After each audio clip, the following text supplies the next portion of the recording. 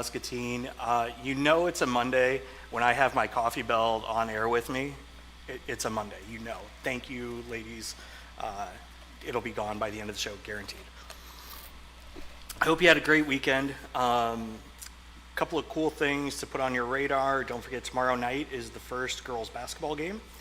And so, of course, we'll be there. Then Thanksgiving, of course, do your thing. That's really not that important. The important thing is actually what starts happening after Thanksgiving. The first week after Thanksgiving is Toy Time out at Ed Morse with Tantera and those guys doing the toy drive for the Salvation Army. And then next Friday night is Jingle and Mingle. As you can see, a couple of our friends have already stopped by. Some more are starting to appear. You're not going to want to miss it. It's going to be as much fun as the last 2 years combined. Then after that, we got a calm weekend, or at least I do briefly. And then the next week is Freezing for Food. So that's the annual fundraiser slash food drive for the Salvation Army. I will be outside all week in the Hy-Vee parking lot in the H&I hauler, freezing for you guys to bring us some food. So we've got the volunteer links out if anybody wants to come out and help freeze for food. You're more than welcome, of course. Then there'll also be a trailer. Tantera will have theirs over at Fairway. So plenty of places. Hy-Vee will have pre-bagged groceries. And again, that all goes down to the Salvation Army. Everything stays 100% local on both drives. And don't forget, supporting the Salvation Army does actually help support all of them, because they do a tremendous job of shifting food where it's needed and making sure that every place where people can get food has what they need. So don't worry about supporting one place or another. Just get the food, because we all know that the holidays can be tough enough. You don't need to be short on food when you're at it, and this community definitely has a need. And we always step up and take care of those. So get ready for those. There may be something cool at the H&I trailer. You may well have a chance to win 10 grand if you come donate some food. Just teaser alert, you might want to keep your eye out for that. So that's most everything. We've got a holiday calendar up on discovermuscatine.com, so as we get all the holiday events kind of shuffled out here, we'll make sure that you've got one place to go, just like we did for Halloween. So that should be up and running here in the next day or two. My first guest today is world famous author Misty Urban. Hello. How are you? Great. How are you? Good. It's been a while. Last time you were here talking about Writers on the Avenue, you weren't world famous. Now I am, apparently. You are. So what happened? My books are selling internationally. I'm very excited about that. Okay. So I'm worldwide known, I suppose. Okay, that works. Okay. So let's do this. If you would, introduce yourself and a little bit about your, because you've got a whole bunch of different lanes that you kind of live in. It's true. I do. Let's talk about your author side lane and maybe a little bit about Writers on the Avenue, just so people kind of know, how you help others plus what you're doing. Okay, so I am Misty Urban. I am an author. I happen to also be a medieval scholar. That's a lane that will sideline. How did I not know that? I don't carry the PhD around anymore. I had for a while, carried the doctoral certificate around just so everybody knew I was a medieval scholar, but I kind of put that aside to focus on fiction lately.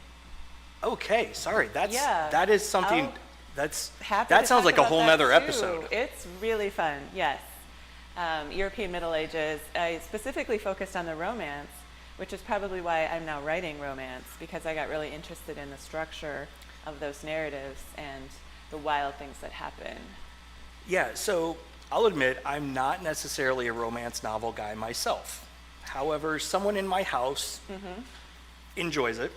Good. I'll be happy to sign books. Yes, we'll make sure. Yes. Okay. And it's, to the point where I believe it was last year. I don't know, the last 3 years, she sets an annual goal, and it's. I think last year she hit 110 books in the year. That's amazing. That she just devoured.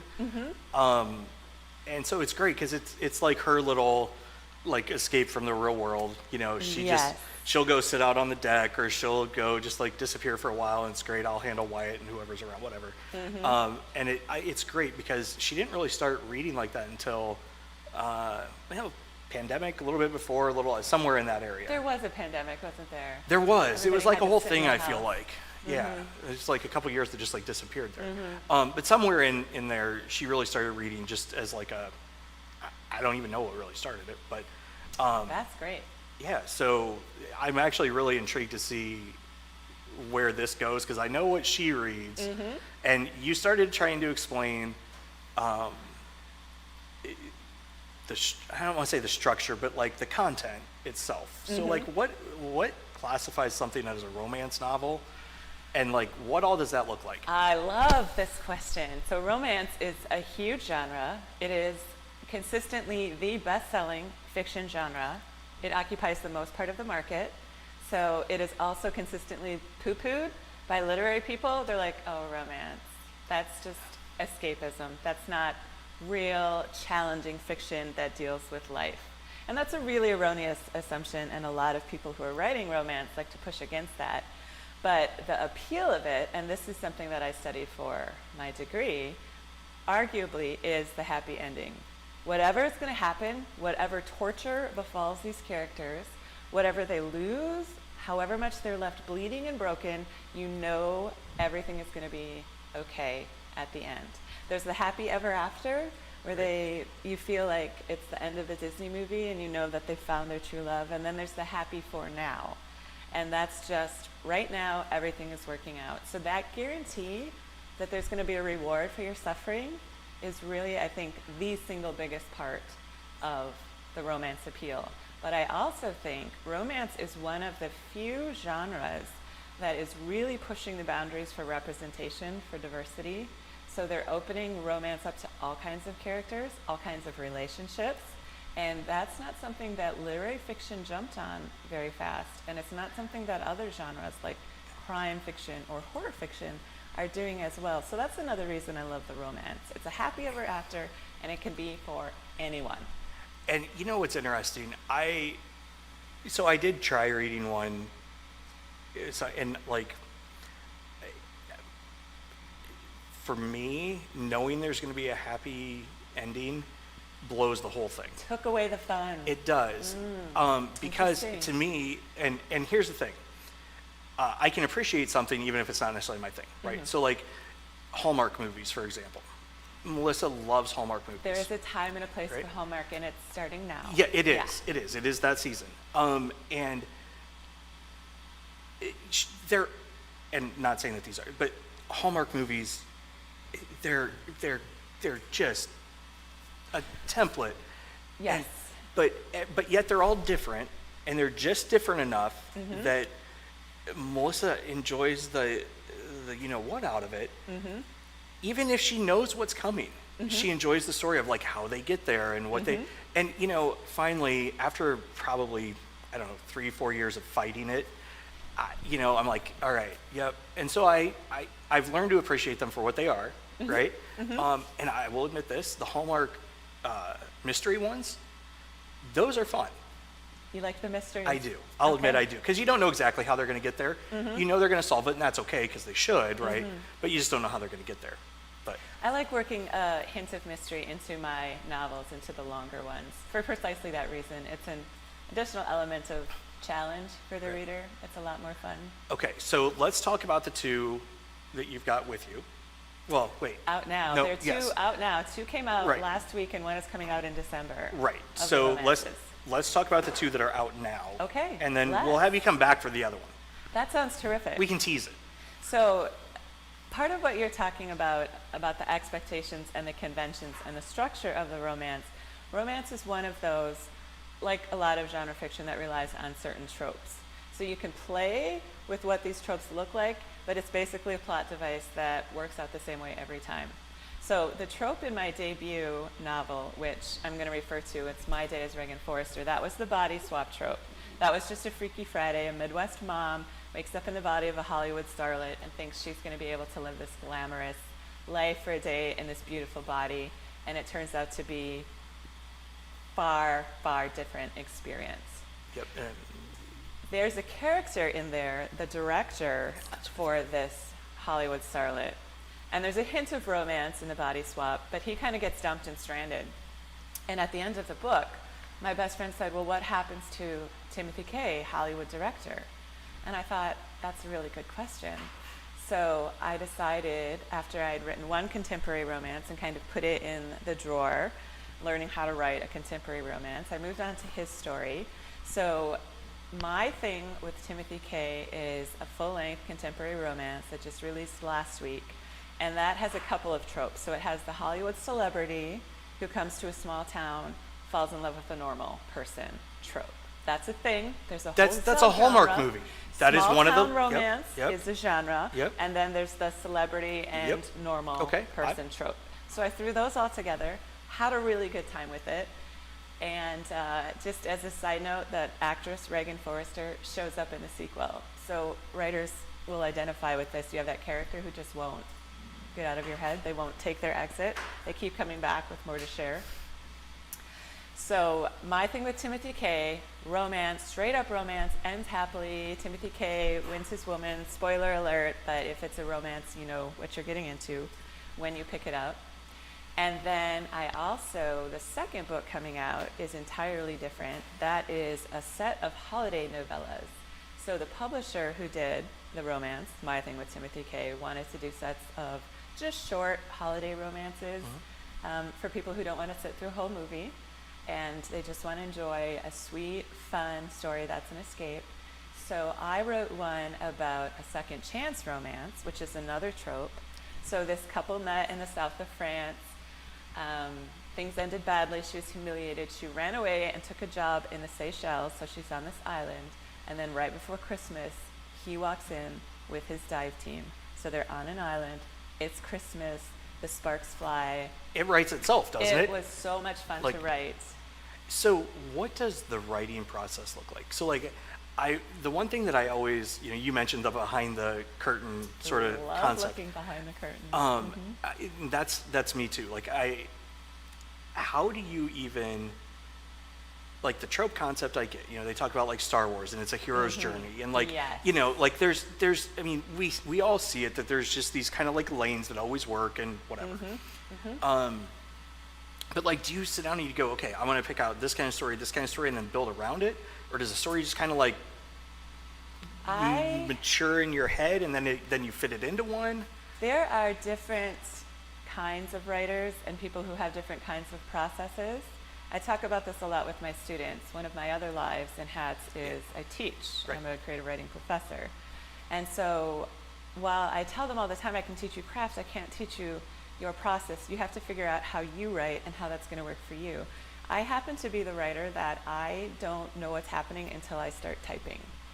And I don't really have a specific idea of how things are going to end, other than the very vague notion that maybe, so one of the romance tropes is the grand gesture. This is the scene in the movie when one of them is running through the airport before the other leaves forever.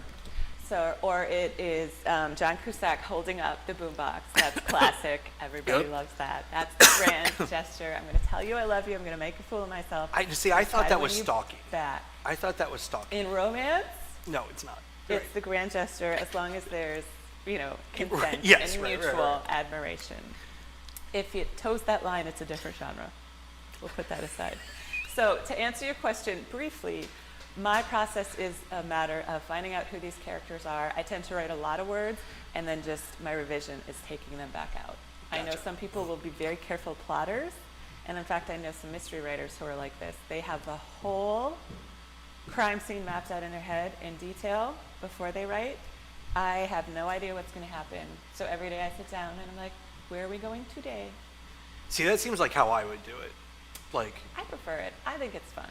I think, just in like, when we even like, just as simple as like building websites or even marketing campaigns, you can overthink them to the moon, right? Until at such point that you just have to like, here's what I think people are going to like and roll, right? You throw it all out there and then you just white out what doesn't work. Okay, so we're gonna address the dinosaur in the room, so to speak. So Yeah. The one about to eat The, me. the one That about to eat you. dinosaur? Yes, yeah, that Okay. one. No, he's not going to eat you because he's got a lollipop or something. That Candy friendly cane grin. pop. Yeah. Not afraid. So you started talking about the open door, closed door concept of Oh, the type of romance. Yeah. So Yes. like, what type? Because there's, the way I would describe it, I don't know, like kind of like two distinct kinds, right? Like, and I don't, I remember my mom reading all those like Fabio covered books when I was a kid. Yeah. Um, I remember the Fabio cover days. yeah, but like, there's, to be blunt, there's like the 50 Shades of Grey side, and then there's like The Hallmark Amish side. romances. In the what? The Amish romances. So the Okay, scale see? is from, the scale I operate on and my publisher operates on is from clean/sweet to steamy. Right. So on the other end of steamy, you have erotica. Gotcha. Erotica is its own genre. Romance is about an emotional relationship. So Gotcha. whatever physical intimacy and touching is happening, it's connected to the developing emotional relationship. Erotica is different. There's no relationship required there. Right. So on the romance, the far end of it is kind of the 50 Shades, where there's lots of physical intimacy and there's a lot of page space devoted to that. But you also have, and there's a big market for this, and I understand why, the clean romances, which are longing looks and hand-holding. Right. So the Amish romances, a lot of those, it's a culture that doesn't allow that Right. interaction. Right. So before marriage, at least. So those ones are what are called clean, and so on a scale of like 1 to 5, those would be the 1. And then the 50 Shades and the rest of them that are really kind of lots of heavy breathing, lots of what are called open door scenes, like Right. you just leave the scene open on the bedroom. Those are 5. Mine are probably my thing with Timothy K and the holiday novella, there's really just one open door scene and it's not very explicit. Gotcha. There's enough going on to cement the emotional connection. So somebody's not going to be surprised. Like, Usually the book will try to signal, like by Okay. the cover and the placement and what kind of book it is. Like if Gotcha. you look at my cover, for my thing is Timothy K, they chose a very sultry model for that cover. So anybody looking at that is like, there's going to be a little bit of, something. the mirrors are going to steam a little bit with that guy on the cover. So if it were really clean, it would have just been my heroine in the flowery field with her hair blowing in the breeze, and that would have said this is going to be maybe they'll hold hands. Gotcha. Okay, so now I'm curious about the cover. So I'm sure you have a mental image of your characters. Very much. Does that play into the cover? Like, because you mentioned a model. Do they like? Yeah, so both my publishers, the ones doing my contemporary, and then I have a different publisher for my historicals, which we'll talk about in December. They have a cover artist, a professional Right. visual artist who is working from things I feed them. So I send a whole list of, Timothy K is tall, he gets really scruffy when he's filming, he's got this color eyes, this is his ethnic heritage, so his skin tone is kind of this color, this is what he typically wears. Here's a key prop or a scene. He's Right. a movie director, so if you want to work in a movie camera somewhere, Right. that would be just fine. Yep. And then the visual artist goes with that. I also try to give a sense of tone. I say, okay, it's a mid-level steaming romance. It's a small-town romance. It's he falls first. That's another trope. So he figures out right away that he likes Dale, who's the heroine, but Dale is recently divorced and having none of it. Right. No Hollywood, no men, no romance. I'm done. And so he has to really work hard to woo her. So I'll say something like that, like this is the tone of the Gotcha. relationship. And the cover artist works from there, and they send me concepts, and I say, that guy's too young. I send them concepts. They say, that guy's too old. Nobody's going to pick up that book. And we meet in Right. the middle. Yep, that's awesome. Okay, so you mentioned the one coming up. Let's tease those real quick. Okay. And then give a little shout out for Writers on the Avenue. Yes. Okay. So the contemporary romance, just to sum up really quick, is a hot Hollywood director goes to a small town in New Mexico to film his next movie, and he runs into a prickly loan officer turned landscaper who's trying to rebuild her life after a divorce and doesn't want to play make-believe. So at the very, The most she will do is maybe have a film shoot fling, but then of course it turns into a thing and complications arise when she has to figure out how to live in that life. The holiday novella is, as I said, the second chance. The girl runs away to the Seychelles. He walks in. It's Christmas. They have to resolve their differences and work together. Are they? Is that going to work out? Right. Chances are yes. Yeah. And then my other hat is I'm involved with the local Writers on the Avenue, which is Muscatine's local writing group. Anybody is welcome at any time. It's for writers of all ages, all genres, all styles. You can write romance, you can write horror, you can write plays, you can write poetry, you can write memoir, you can write nothing at all, and you just want to hang out with writers. It's open to everyone. Our next meeting is Tuesday, November 21st, 6 o'clock in room 301 of Musser Public Library. Yep. Just go up to third floor, you'll find Conference them. room upstairs, Yep. Look for the writers. Awesome. We'll be there. Everyone is welcome at any time. Awesome. Absolutely, I need to get signed copies before you go. I'd 'cause be I know, happy to. I know Melissa will shoot me if I don't have a world famous author sign books for her. So, on that note, we will be right back after the break with Alyssa Hennings from Life Connections to talk about their behavioral mental health services in Muscatine, especially with the holidays coming up. So we'll be right back after these messages. It's time for an update from the Not So Late Show with Austin, brought to you by Unity Point Health. Listen up, everyone. I've got some news. Things are still kind of crazy out there, and the pandemic is still going on. And it's hard to keep people healthy. And right now, things are really tough for healthcare workers. There are a lot of people needing help with their health. They're working very hard. They're tired.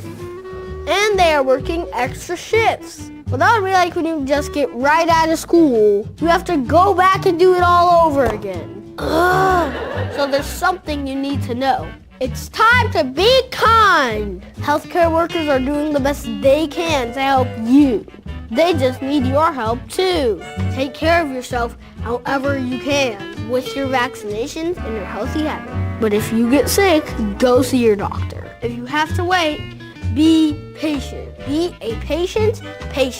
They're real people just like you. And do you know why they're working so hard? For you. So show them a little love, or at least a little bit of kindness. That's one way we can all feel better. Okay, that's all I've got, everyone. Stay safe out there and remember to be kind to healthcare workers. This has been a special update from the Not So Late Show with Austin. Good night. We'll see you next time.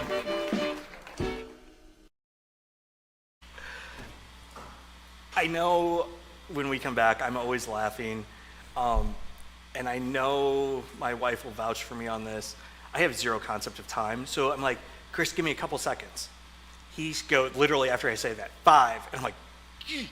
And then so I get ready. And then he's still like, wait, go. So that's 5. I know, but you had 5 and that whatever. Together it's 7. Is it? Which is about what it was. Yeah. Isn't it so much fun to see behind the curtain? It is. Of It's like really live interesting to see how it all works. Yeah, it's no, it's not. It's really not. It's a hot mess, folks. I'm telling you, it's a hot mess. The Christmas tree's almost up. It's all The good. Christmas tree is almost up. Like we've got it up, ready. That's close. The little one's ready. We're getting there. I mean, we've got 10-ish, 12, 14, Got 7. time. Got I time. don't know how many days. Yeah. It's coming up. Yeah. I don't know. So none of that is why you're here. As we look at the holidays, I love the timing of you coming on because the holidays on one hand are great and on the other hand they can be really tough. Absolutely. Right? And so if you could introduce yourself a little bit and a little bit about Life Connections and what you guys do. We'll talk about that and then we'll kind of talk about how that all connects in with the holidays because I know there's like a lot of churches that are doing like services of remembrance and things like that to help kind of manage, and there's grief share and a bunch of these other things. And I think, we've all gotten a lot better as a group talking about mental health. And I think where you guys fit in the community as a whole is just so critical. So, Absolutely. So I'm Alyssa Hennings. I'm the CEO at Life Connections and Beyond Behavior. I'm a licensed mental health counselor by trade. That's kind of where I started my career in the mental health field. Most of us, you'll find, came from pre-existing experiences of either someone in our family had mental health, a lot of providers and practitioners had mental health struggles themselves, and really just kind of came, at this from an angle of, I'm going to combat some of this for the next generation. For my kids, I want things to be better. yep. And so when we kind of started in 2009, started in Cedar Rapids, and then kind of began to expand into some of those areas where we felt like mental health services were really lacking. There just wasn't a lot there. Right. Because ironically, people outside of Des Moines and Cedar Rapids have mental health struggles too. Wait, really? This is crazy, Seriously? I know. Wow, that's surprising. Yeah, that we get out of those major metro areas. And, services and availability and accessibility become really sparse. And so when we expanded into Muscatine, it was an area that we were really passionate about. We know that people need help. And the holidays really bring out a lot of that for people, because it's a time where people are celebrating a lot of things, but it's also the time of the year where seasonal depression and daylight savings time and the weather's getting cold and we don't get as much vitamin D exposure. Right. And some of those mental health things really start to become more apparent than they are in other months of the year. It's also the time of the year where we're supposedly, quote unquote, supposed to be the happiest, right? Right. And then so people start to wonder and struggle, why am I not happy? What's wrong with me? And the Right. fact of the matter is there's nothing wrong with you. It's an experience a lot of people have. My grandma just passed away this past Monday. This will be the first Christmas of my entire life. She's not here. It's okay to not feel happy about that. Yeah. It's a time of the year where people really start to notice the absence of family members, whether they're passed on or not, or my family doesn't get along, or I don't have a traditional family. And it's okay to talk about those things and have relations with other people who have those similar and shared experiences. Yeah, it's interesting how, and first of all, sorry to hear about your. Thank you. We sort of went through this, and most of the viewers know that we had a special needs daughter who was only supposed to live 9 months. She lived 12 years. That's amazing. Really complex medical situation. So we couldn't always go out, right? Yeah. So the holidays were always challenging because, we'd lost a son prior. And then, you'd have, the big family, because my family's really small, but her family's really large, right? And they would have these big, huge gatherings. And for our daughter, those were dangerous, right? So you couldn't just go. And so you have to create these whole plans for how you're going to do it. And you love the holidays, but they're also stressful, right? Absolutely. And I'm so thankful that we had a really great support team around us. And her family was amazingly accommodating. You know what I mean? It was always part of the conversation on how we were doing Christmas and things like that. And if you don't have that, it would be I've told hard. people many times, I don't know how we would have done it, right? And so the holidays sometimes I feel like, and I'm not a trained medical professional, I've just got my own stuff to deal with. The holidays can actually be maybe a trigger to help you say, okay, it's okay to not be okay. Yep. I'm going to find somebody to talk about this with. And it can open the door to all the things that you really should take a look at. Do you see that often, or am I just totally all wet? No, you're spot on. This is typically the time of the year where we really start to see an onset of some mental health concerns, but also substance abuse use I'm sure. is at an all-time high during this time of the year, because people are trying to cope with not having, that traditional expectation of what the holidays should be. Yep. And I always tell people, we can't take away a coping skill unless we give somebody something else to use. Oh, yeah, okay, totally makes sense. If we have somebody who, is using substances to try to manage emotional experiences and pain, we can't just take that away and say, okay, good luck. There has to be a replacement behavior that Right. comes into play. Well, it's interesting. My father passed away 7, 8 years ago now. And his birthday was just a couple of, 4 days ago. And for the longest time, he and I would drink Crown together, right? Yep. That was, and my wife, and I'd always post something. This year I didn't. I don't know why, but that was okay. A long time ago, I would have been like, I got to do it. But I was just like, you know what? This year, it's okay. It's not like. That's your healing journey. Yeah, it is. Yeah. And, the thing that blows my mind on this is it's okay and this has been like my own personal experience, it's okay to recognize that you're not okay, right? It's okay absolutely. to go, okay. And I, again, this is not medical advice here, what I'm about to say, but like if you watch a Hallmark movie and you go, okay, that's not me, like here's the thing, first step, call somebody, call you guys, call somebody, and make the first step's always the hardest. I don't care what Yes. it is you're doing, right? Just call and say, here's what I've got. I will guarantee that they'll listen, and if you guys have the lane of what they need help with, or you can, you know what I mean? Absolutely. It's that first step. And so what all are the like lanes that you guys kind of cover? Absolutely. So we have mental health services. So Lindsay Lundry here in Muscatine leads our therapy team. She's absolutely phenomenal. Go ahead. Sorry. I was just going to pull it up for everybody. We have our behavioral health team. So therapy really runs the gamut of the lifespan. So you can have children doing play therapy all the way up to the geriatric population. BHIS services are an intensive in-home service meant for kiddos 3 to 17, 3 to 19, kind of in that sweet spot there. Kelly Peak leads our team, and that is for kiddos who are... Hi, Kelly. Hey, Kelly. She and my wife are friends forever. Kelly's gonna be like, thanks, Alyssa, for calling me out. But she does a great job. BHIS is designed for kiddos who have a behavioral challenge of any sort in the homeschool community setting.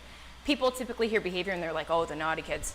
Not necessarily. Kiddos who have anxiety, kiddos who have depression, kiddos who are experiencing anything that prohibits them from functioning at their full capacity.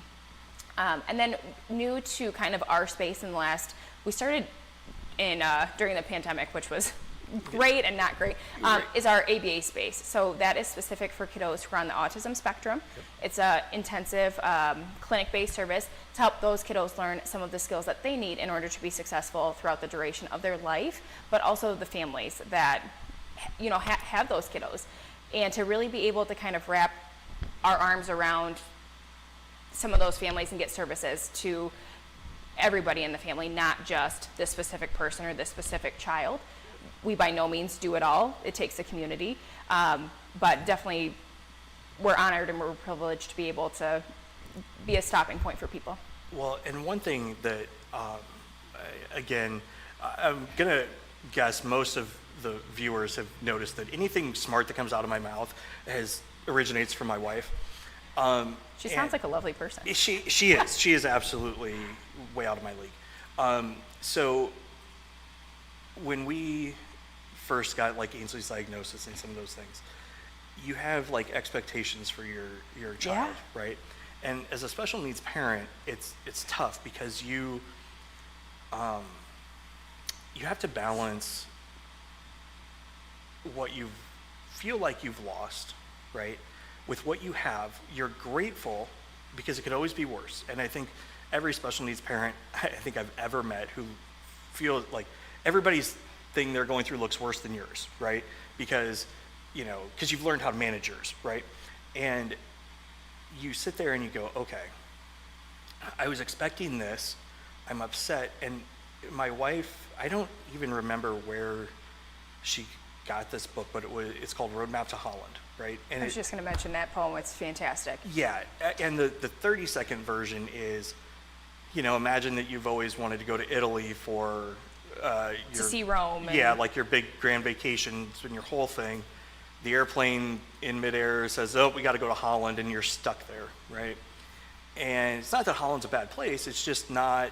I learned Italian, I was excited for croissants, I don't know anything Right. about Holland. Yeah. And it takes a while, and there's grieving there, there's excitement for what is there, and then and it's just, I can't imagine, again, we had a great support team all the way around us, and I can't imagine without having those people to talk to and help understand those feelings. And I know our experience, well, everyone's experience is unique, of course, but like ours was, there's unique. like 8 kids in the world with what she would have at a given time, right?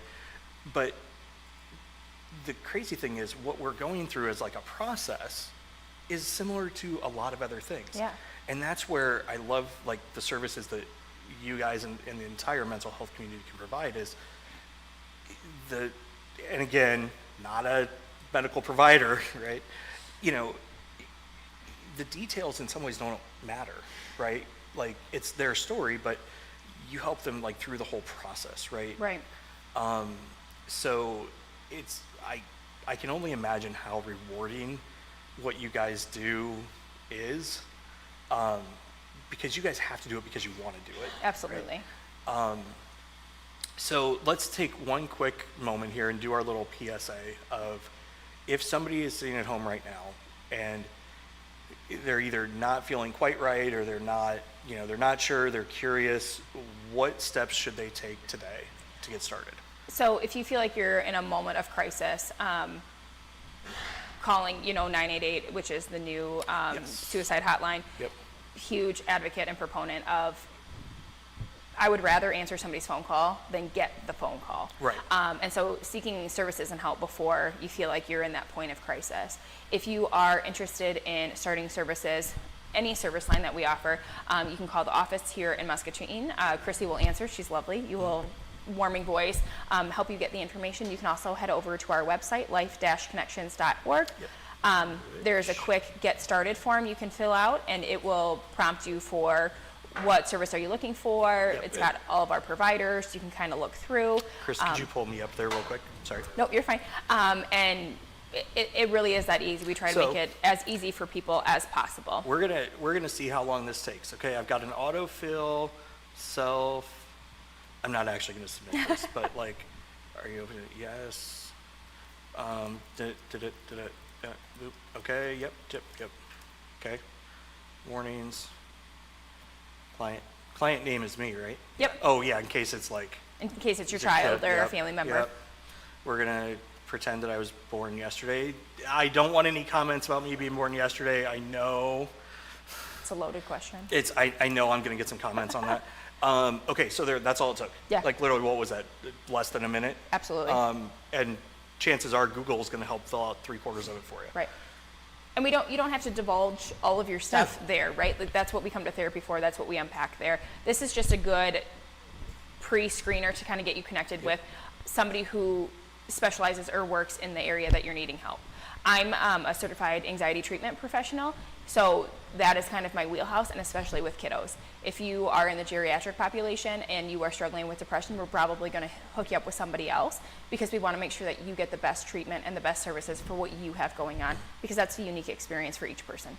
Well, and that's something you mentioned there, and that I sort of touched on earlier, is one thing that the mental health community, as far as providers go, that I've noticed is they're very good at passing you to the right person. Absolutely.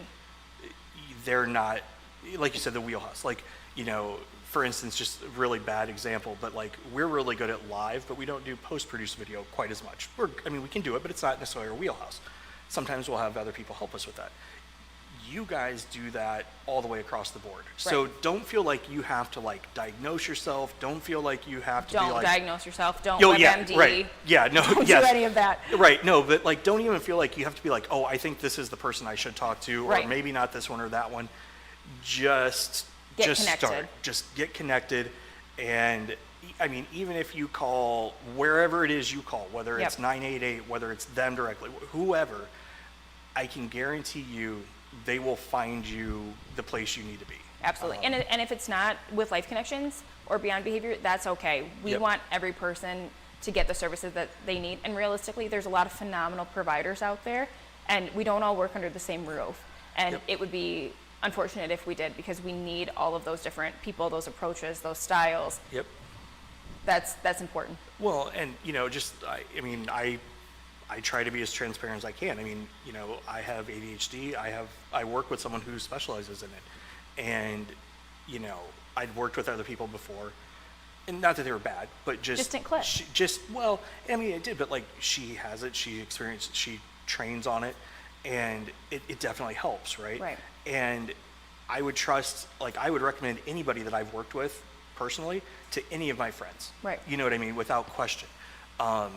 And so it's weird when you get past that first hump, it gets so much better. It does. Right? Like, I'm in that end of Gen X, start of millennial, that 79, 80 range, where like, you're still raised, you know, you were kicked out the door as a kid and, you know, leave us, that sounds bad, Mom.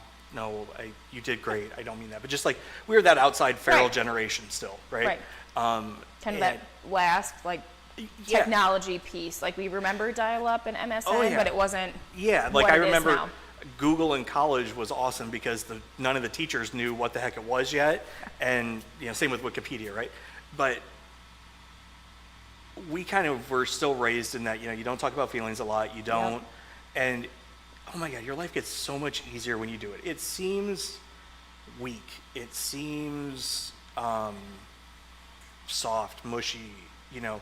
And especially for men, it's challenging because It it is. doesn't fit that masculine trajectory of what kids in our generation were taught was manly. Right. And what's interesting though is when you see someone who's started, and I'm not saying that I'm like great at it by any stretch of the imagination, but all of a sudden confidence goes up because you start to really understand what's driving you to do things rather than just fighting it, right? Right. And that doesn't mean that you can't adjust and you know, things like that, but it makes so much more sense. So that's my little soapbox. Just go find somebody, call them, and it's gonna help. It's a great opportunity for not just you, but your family as well, because you'll find when, you know, and I'm a big proponent of when people know better, we do better. Oh, yeah. And a lot of times we just didn't know. But it's amazing to see how not only you can transform yourself, but also those around you, and how, you know, kiddos and everybody in your family can really start to grasp on. My 7-year-old could probably, you know, has more emotional insight than I probably had until I was in my 30s. You are dead on. You know, like our son's 12 and he has so, you know, he lost his sister when he was in first grade, I think. He's managed, coped, you know, because I mean, we talk about this stuff with him and like, but his even, you know, what they talk about in school, and I got to give a shout out to all the folks over at Mulberry, did a tremendous job through all that. But you look at how he handles things versus how I know I would have handled it. Yeah. It's totally different, right? And for the better. Like, Yeah. I mean, Created a very resilient child. yeah, and he's more empathetic he was more empathetic at 7 than I was at 42. You know what I mean? Because he gets it, right? You know, and it's, you know, sometimes just there and go, oh, just, you know, go, but at the end of the day, it works well. It does.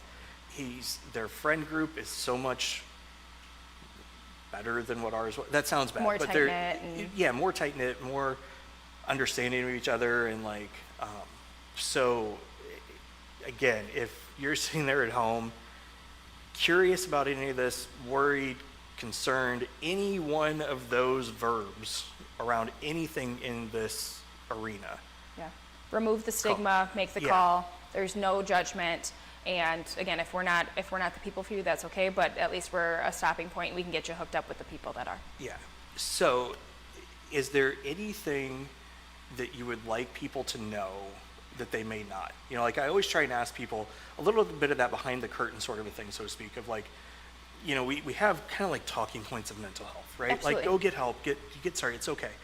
But is there anything that you see that you wish people knew earlier in the process? It is 100% confidential. So if you walk into an office, as long as you don't have plans or intents to hurt yourself or somebody else, and I mean an imminent threat, it is 100% confidential. So you speak about your mental health therapy experience from your own perspective to your own people. Mm-hmm. If you come in and you talk to me about something, that's not mine to share.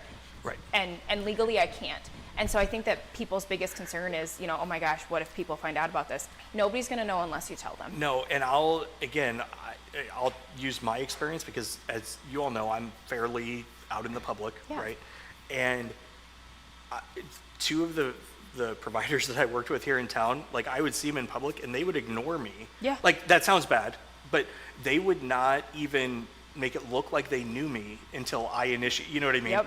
And at first I was like, what the heck? Like, but then all of a sudden it dawns on me like, oh yeah, they can't say, like, so, and I would say this, every provider I've ever met takes that ridiculously seriously.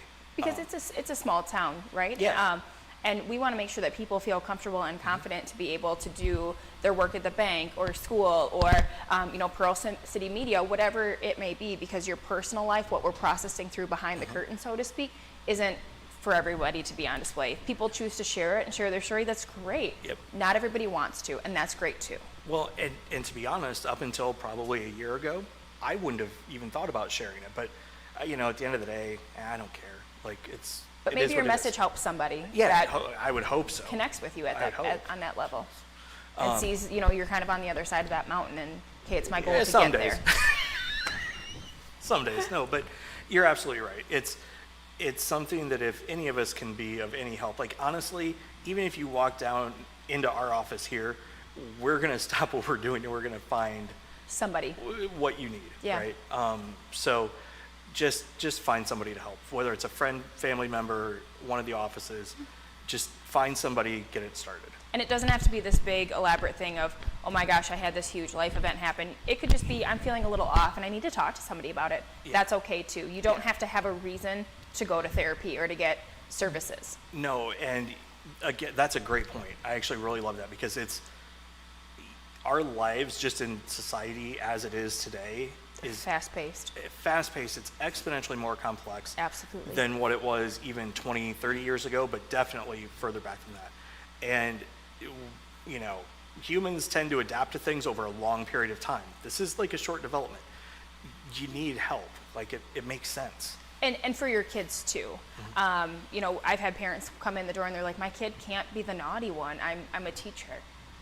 I'm a therapist. Yep. And sometimes my kiddos are, I'm like, what are we doing here? Right. Nobody came with a handbook. If they did, they forgot to give me mine at the hospital. But getting help for your kiddos too, there's nothing wrong with that. Our kids are living in a generation that, frankly, we don't understand because we didn't grow up in it. The constant, social media, the constant exposure to each other, they never have a break. So it's okay to ask for help for yourself. It's also okay to say, I don't know what I'm doing with my kiddo, and get help with that too. Well, one thing that's interesting as you mentioned that, we actually had this conversation over the weekend because several of Wyatt's friends were over, and one of them, Carter, he met during the pandemic while playing Fortnite online, right? Because they couldn't go anywhere. He was a friend of a friend. I went to school with his dad. Like, there's a ton of connections, but they just never really met because they were in, I don't know, second grade at that time? They started playing Fortnite together, right? And a bunch of them all started playing together. He has more friends now because he played a game that, I even remember one of Ainsley's therapists may have said it was a bad idea, but no, love giving her crap about that. But yeah, obviously too much of anything bad, Absolutely. whatever. But, it gave them a bunch of connections that they wouldn't have been able to have otherwise. Of course, we monitor and make sure that there weren't random people from New York trying to connect Right. with them, whatever. But they built friendships that are really strong Lifelong, today. yeah. And like now half of them are on the same basketball team together that they would have never really known each other because they all went to different elementary schools, but they play basketball together, they do all this other stuff that was great, right? Just because of those connections and being able to, take what we did as kids in the yard and they've learned how to do it online. It's kind of nuts. Yeah. But if we would have done that as kids when the internet came out, our parents would be like, you're going to be killed. There's serial killers online. You're right. And realistically, it is a community in of itself that our teens have learned how to navigate. Yep. My oldest is 17, and I'm always like, put your phone down. But it's truly how they connect with each other, and that is part of their community and their life, just like it was when we were all at the park till 9 o'clock at night. Right. And like, that's what's so crazy is like, it's really easy to just like go, oh, that's bad because it's not what we did. Or yeah, is there bad stuff about, being online and not being supervised? Of course there is. Was there bad things that happened at the park? Yeah, that's what I was just going to say. Of Absolutely. course there was, right? Yeah. Like neither one, it's just a communication channel, Absolutely. right? Neither one is inherently better or worse. You just have to use it the right way. Absolutely. And I think our kids are learning much better than we did how to do that. And I thank you guys because your whole industry and profession has like kept us from falling off the cliff, I think, right? Well, we are privileged enough to work with amazing humans every single day that connect with people and just our team is amazing, and I can never express enough gratitude for getting the privilege to work with them, because it's truly, millions of people pioneering for mental health. No one person's going to change it on their own, but Yep. together I think we could really reduce the stigma and get people the resources that they need to be healthier and happier. Well, and you start seeing things like, obviously I think a lot of it, if I had to kind of guess, started in the mental health provider community and that sort of stuff. But now you see things like Bear does a mental health walk every May, because May is Yep. Mental Health Awareness Month, yeah. Right? We've gone down and the entire plant basically, they take a mental health break, they walk over to their butterfly garden, they all have lunch together, and they, it's like a whole thing. And Chris Bohr and her team and a bunch of them do that. And it is, it's end the stigma, hashtag, like they do the Yeah. whole thing. But it's really, the stigma in that instance is gone, right? Like, it's part of what you do. It's mental health for a reason. It's human experience. Yeah. Yeah, it's just a human experience. Awesome. Well, anything else you want people to know? I think, again, just, reach out. This is a hard time of the year for everybody. We start to really see seasonal depression and things like that hit in. So, again, even if you're just feeling a tinge off and you're like, oh, I just don't feel like myself, get some help early. There's no need for somebody to sit and suffer and, quote unquote, like tough through it. Oh, yeah. Don't. Don't. Yeah. We have a community and just ample amounts of resources ready to help and receive you, and reach out. Yeah, you wouldn't just tough it out through a broken leg, right? So, And I always Go. tell people, if you have diabetes, you manage your diabetes. exactly. That is You purchase insulin, all those things. If you have depression, if you have anxiety, you manage it, and Yep. you manage it throughout the duration of your experience. And Yep.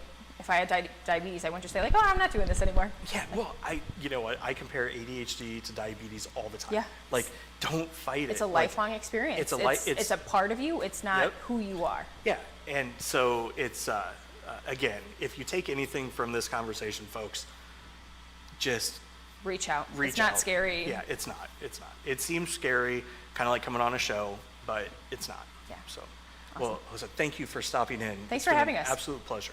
Muscatine, that'll do it for us today. Don't forget, you've got Muskie basketball tomorrow night. And remember to go attack the rest of the day with an enthusiasm unknown to mankind.